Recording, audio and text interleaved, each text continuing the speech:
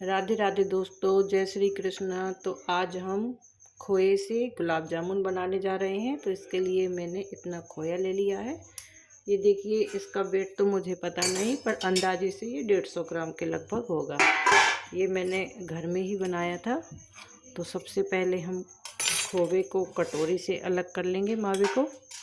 और देखिए, अगर ये हार्ड है, थोड़ा सा हल्का सा हार्ड है, तो आप इसको कद्दूकस से ग्रेट कर लें। तो जिस कटोरी से हमने ये मावा लिया है, उसी कटोरी से पूरे से थोड़ा कम, इतना आधा हम चीनी ले लेंगे। तो ये मैंने चीनी रख ली है और 2 इलायची ले ली है मैंने। तो चलिए, सबसे पहले हम मावे को ग्रेट करते हैं। ये आप कोई भी कद्दूकस ले लें और इससे हम मावे को ग्रेट कर लेंगे। इससे इसकी सारी गुठलियाँ टूट जाती हैं। देखिए, हल्के हाथों से ये आराम से ग्रेट होता जा रहा है। एक दिन पहले का मावा था।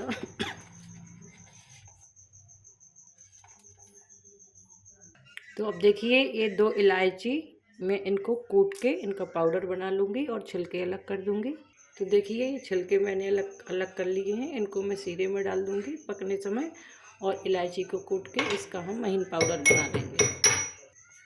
तो देखिए, यहाँ पर मैंने इलायची को कूट के पाउडर बना लिया है। और ये मेरी साइज़ में बहुत बड़ी बड़ी इलायची थी, तो मैं आधा पाउडर इसमें डाल दूँगी और आधा हम सीरा में डाल देंगे। इसके बाद इसमें हम मैदा ऐड कर देंगे। तो ये देखिए, 2 चम्मच के बराबर मैं अभी इसमें मैदा ऐड करूँगी, और मुझे कम लगेगा तो फिर मैं उसके बाद और मैदा ऐड करूँगी।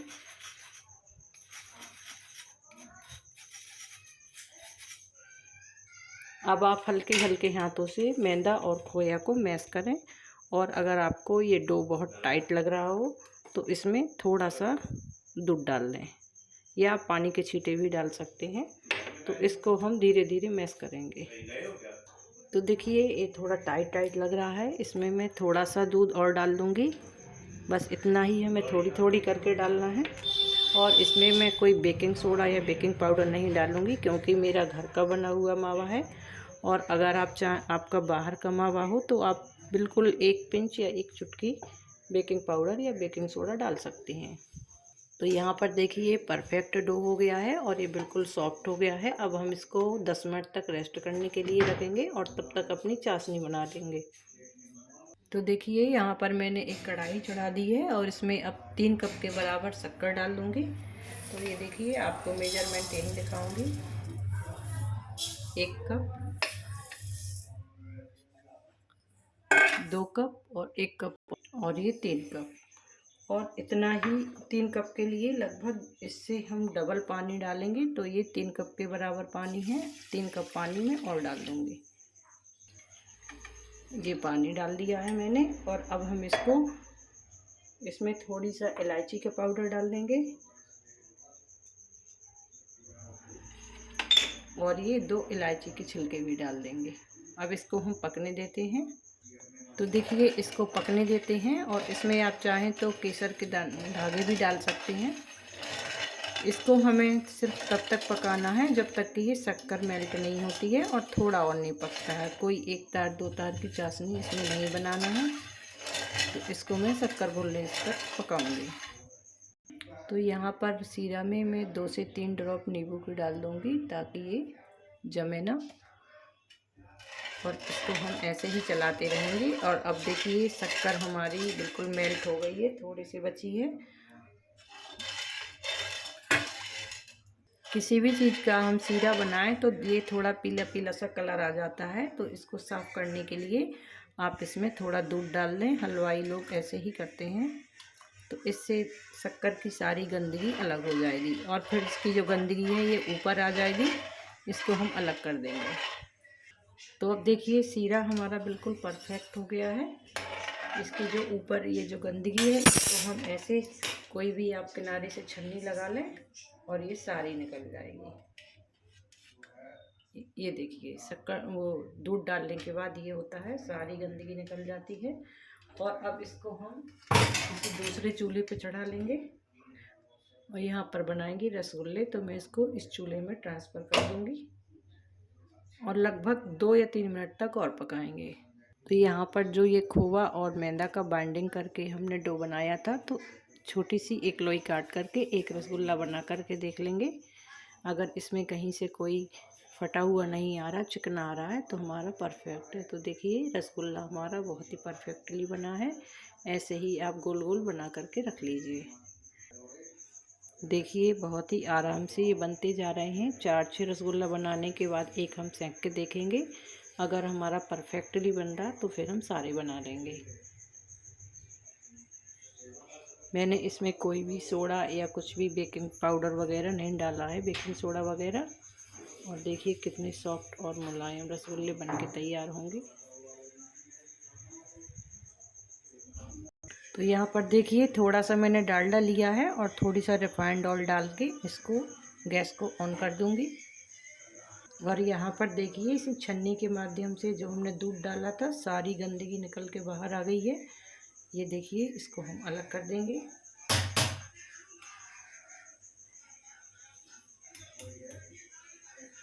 तो यहाँ पर देखिए सीरा हमारा परफेक्ट हो गया है। इसका मैंने लगभग 4 से 5 बार कचड़ा अलग कर दिया है। और सीरे की अब मैं गैस बंद कर दूँगी। और ये जो दूसरी वाली कढ़ाई मैंने चढ़ा दी है, इसमें हम शुरुआत में एक ही रसगुल्ला या 2 रसगुल्ले डाल के चेक करेंगे कि हमारे परफेक्टली बन रहे हैं या नहीं। उसके बाद हम सारे डालेंगे। तो देखिए इसको बिल्कुल स्लो आंच पे हमें डालना है और चलाना नहीं है। इनको अपने आप ऊपर आने देना है। अगर आप चाहें तो ऐसे कढ़ाई को पकड़ के हिला सकते हैं। तो ये पक रहे हैं। तो देखिए बिल्कुल धीमी आंच पर हमारे गुलाब जामुन ऐसे बने हैं। और इनको ऐसे ही गरम गरम चाशनी में डालना है। और ये बहुत ज़्यादा मुझे सॉफ्ट समझ में आ रहे हैं। तो मैं 1 चम्मच इसमें मैदा और डाल दूँगी बाइंडिंग के लिए, बिना सोडा और किसी चीज़ के। ये बहुत ज़्यादा सॉफ्ट है तो मैं इनको अभी डाल दूँगी। फटे कहीं से नहीं है, मुलायम है बहुत। तो अब हम सारे बना लेंगे। तो देखिए ये गुलाब जामुन हमारा ऐसा बन के तैयार हुआ है। बहुत ही सॉफ्ट है, मुलायम है, लेकिन ये कुछ ज़्यादा ही मुलायम है। तो मैंने 1 चम्मच मैदा इसमें और मिला ली है। और अब इसका मैं ठाकुर जी को भोग लगा के आपको काट के दिखाऊंगी। तो यहाँ पर देखिए मैंने प्रसाद लगा दिया है और अब हम इसको काट के देखेंगे। तो ये बहुत ही ज़्यादा सॉफ्ट है और इसके अंदर सीरा भी बहुत ज़्यादा अच्छे से चला गया है। तो अब हम सारे रसगुल्ले बनाकर ऐसे ही तैयार कर लेंगे। आपको मैंने रसगुल्ला दिखाया, बहुत टेस्टी बना था, लेकिन बहुत ही ज़्यादा मुलायम था। तो ये 1 चम्मच के बराबर मैंने मैदा डाल दी है बाइंडिंग के लिए। और ये 1 चम्मच के बराबर इसमें सूजी डाल दूँगी। और अब इससे हम रसगुल्ले बनाएंगे। इस डो को दोबारा मैश करना है। तो देखिए इसको हमें फिर से अच्छे से मैश कर लेना है। और अब दोबारा हमारे बहुत अच्छे रसगुल्ला बन के आएंगे। वो भी बहुत सॉफ्ट और अच्छे थे। एक ही मैंने निकाला है, एक अभी रखा है। एक साइज के रसगुल्ले बनाने के लिए आप इसकी छोटी छोटी सेम एक साइज की लोइयाँ बना लें। तो देखिए इसमें ये रसगुल्ले हम अब फिर से डाल देंगे। और आंच को हमें बिल्कुल स्लो ही रखना है। जब तक ये अपने आप ऊपर तैर के नहीं आ जाते, तब तक इसमें हमें कोई चम्मच वगैरह कुछ यूज़ नहीं करना। और इसको थोड़ी थोड़ी देर में कढ़ाई को ऐसे हिलाते रहना है, इससे ये पलटते जाएंगे। और देखिए ये अब धीरे धीरे ऊपर आने लगे। तो हम इनको बिल्कुल हल्के हल्के हाथों से ही हिलाएंगे। और अगर आपको गुलाब जामुन खाना है तो इनको पिंक कलर का निकालें। और यदि काला जामुन खाना है तो साइज बड़ा कर दें और थोड़ा सा ब्लैक कर दें।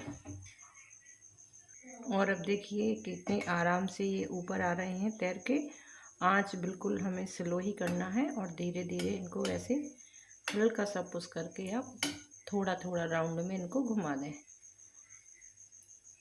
अभी भी ये बहुत सॉफ्ट है। 1 चम्मच मैदा और 1 चम्मच सूजी मिलाने के बाद, क्योंकि हमारा घर का बना हुआ मावा था।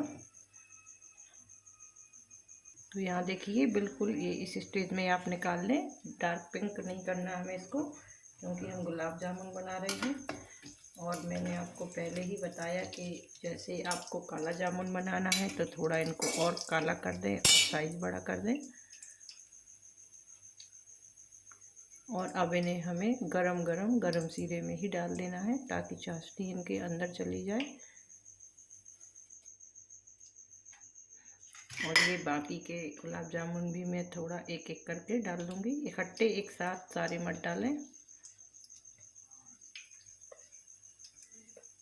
और आँच को फिर से बिल्कुल मीडियम कर दें।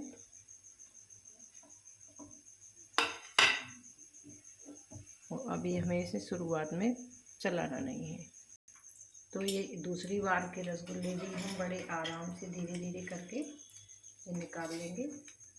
बहुत ही हल्के हाथों से आप धीरे धीरे निकालें क्योंकि ये बहुत ज़्यादा सॉफ्ट है।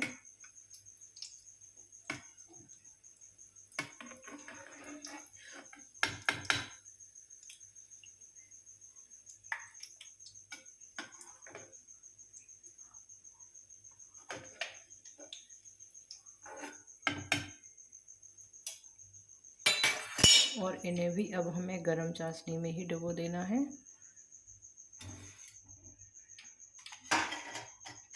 बाकी के ये इतने बचे हैं, ये भी मैं डाल दूँगी। गैस हमें बिल्कुल स्लो करनी है, एक एक करके ही डालें आप।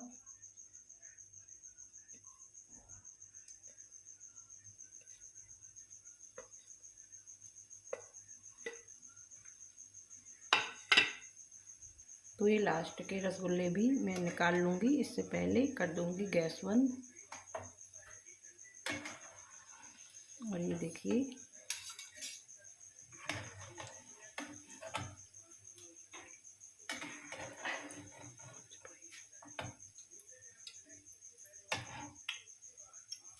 इनको भी गरम सीरे में ही डाल देना है। तो ये देखिए सारे रसगुल्ले हमारे बहुत सॉफ्ट और मुलायम बन के तैयार हो गए हैं। मैं एक आपको काट के भी दिखाऊंगी।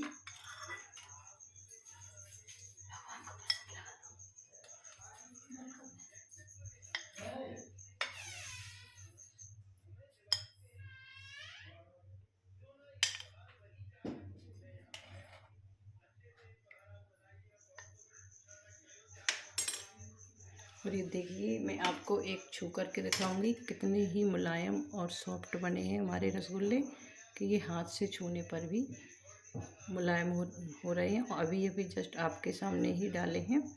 अब आप चाहें तो इसमें थोड़ा सा चांदी का वर्क लगा के खाएं या कोकोनट पाउडर डाल के खाएं। ये देखिए इसके अंदर तक भी सीरा रसा चाशनी बहुत अच्छे से चली गई है और ये बिल्कुल मुलायम बने हैं। तो आप लोगों को मेरा ये जो गुलाब जामुन बनाने का वीडियो अगर अच्छा लगे तो प्लीज़ लाइक शेयर ज़रूर करें और मुझे मोटिवेशन दें। Thank you. राधे राधे। जय श्री कृष्णा। Enjoy it. राधे राधे।